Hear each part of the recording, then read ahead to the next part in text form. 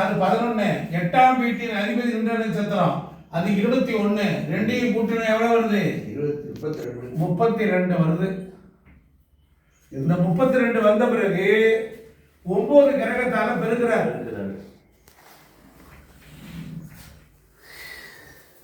288. 32 into 9 அது எவ்வளவு வருது? 288. இது 288.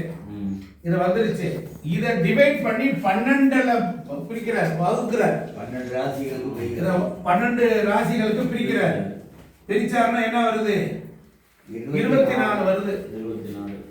இப்ப 24 வந்துருது. 24வது இது வந்துருச்சு. இதை அவர் என்ன கொண்டு போறாரு?